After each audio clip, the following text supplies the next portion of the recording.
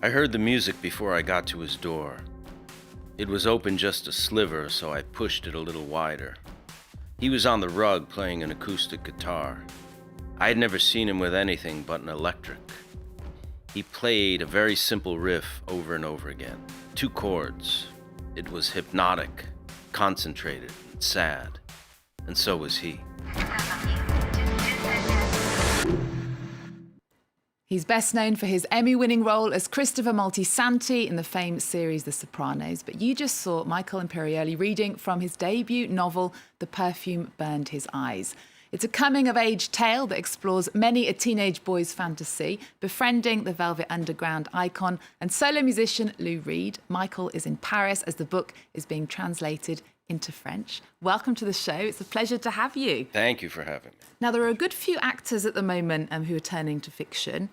Wesley Snipes has written an urban fantasy that's called Talon of God. Tom Hanks has written a short story collection called Uncommon Type. And Sean Penn has written Bob Honey, Who Just Do Stuff. Have you heard of any of those? Have you read any of those? I haven't read them. I didn't know Wesley wrote a book. I knew that Sean Penn and Tom Hanks wrote stuff. Any of those that would tempt you to read them?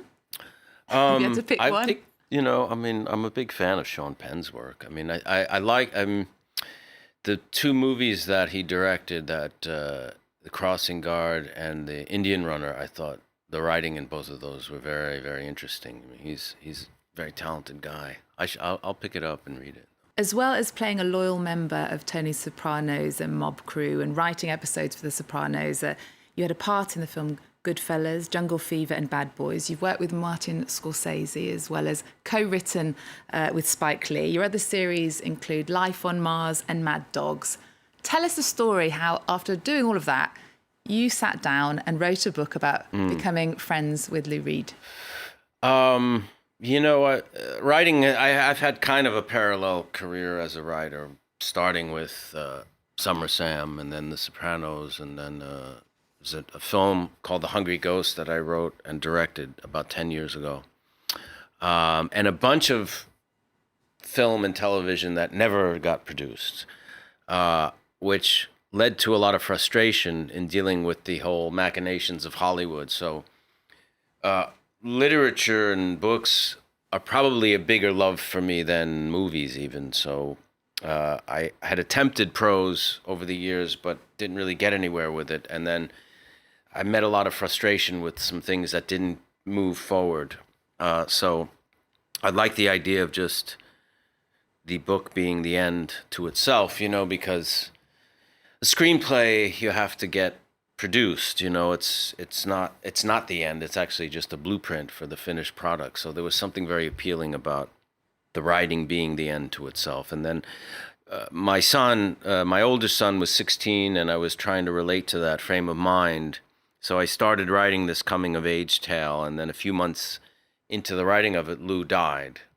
And that hit me on a couple of levels. One was that I got to know him the last 12 years of his life, and the other was that he was just such a big artistic hero of mine. So I had the idea of bringing him into this story.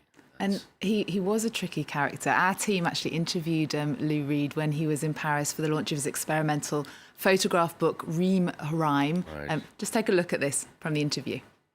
The music is about the real world, and the pictures are about only really beautiful things.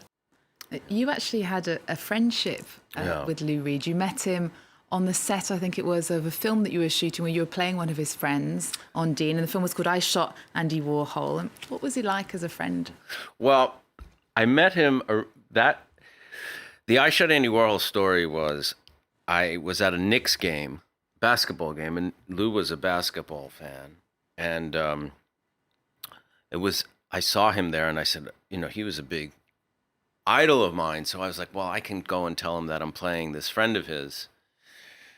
I don't know if he knew, not everybody knew me as an actor then. I was still kind of unknown. And so I walked up to him and I said, I'm doing this movie, I Shot Andy Warhol. And he said, he was very much against them making a movie about this woman who almost killed his beloved Andy Warhol.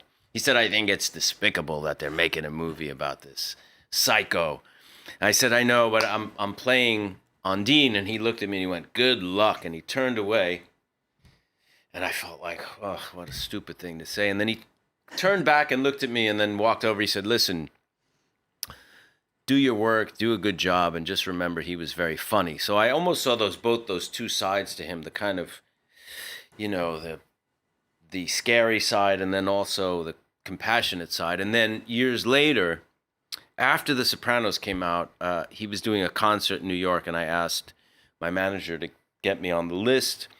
And I went to the concert, and as I was leaving, his publicist said, Lou wants to see you backstage, which I didn't even know he knew I was there or if he even knew who I was. And it turned out he was a very big fan of The Sopranos. And then that was around 2000. And then from then on, we stayed friends. So many people have tried to understand Lou Reed. There are numerous biographies about him. There's a recent book called My Week Beats Your Year, Encounters with Lou Reed, which is archive interviews with him. There's also a collection of his poems, Do Angels Need Haircuts, that came out early this year. Your book, though, is named after lyrics in his song Romeo and Juliet.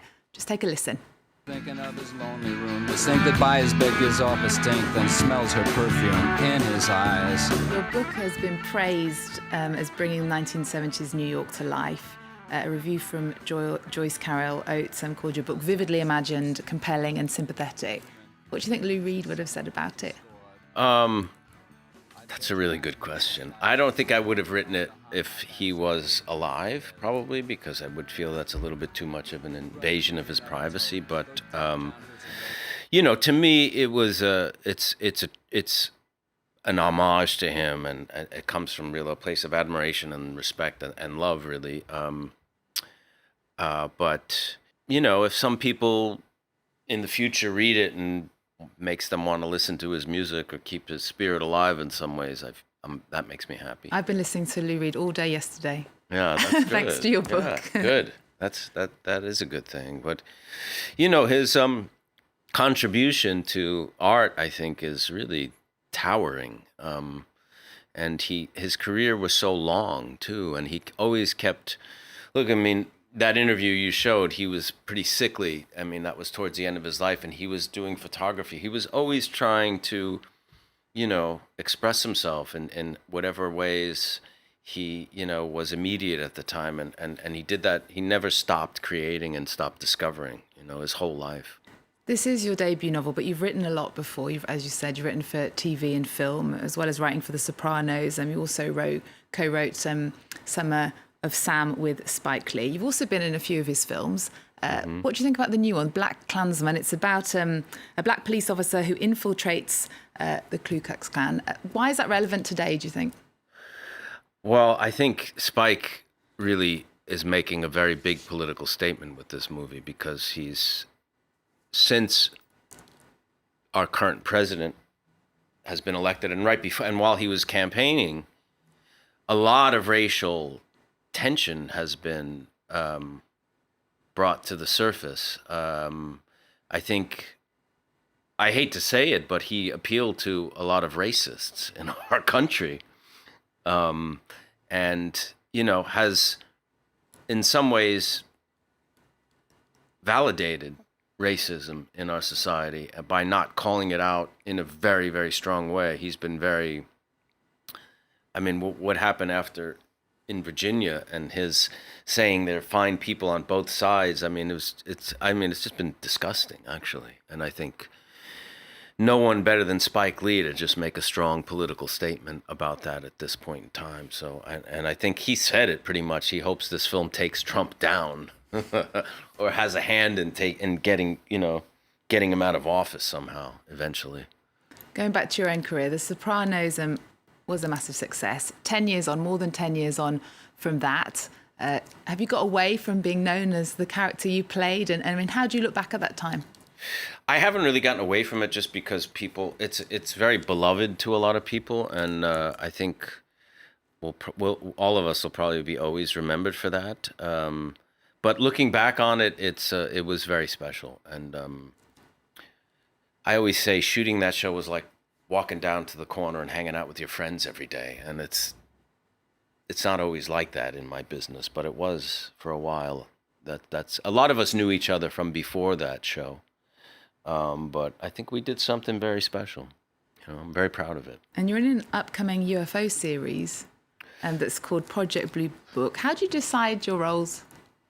You know, acting's a weird career because it's not like you make, I want to do this next and I want to do that next. It's a combination of what's coming your way and what's happening and what you're offered. And, you know, you try to look at interesting characters and interesting stories, interesting people to work with. Sometimes it's an interesting place where it's being shot. But Project Blue Book's interesting because it's based on true, you know, there was this department of the Army that was created around the beginning of the nuclear age to investigate UFO sightings, like after Roswell, the famous site in New Mexico where some flying saucer apparently crashed. But it's a pretty cool story, I think. And we always end the show with our guests' cultural pick. What have you chosen for us, Michael?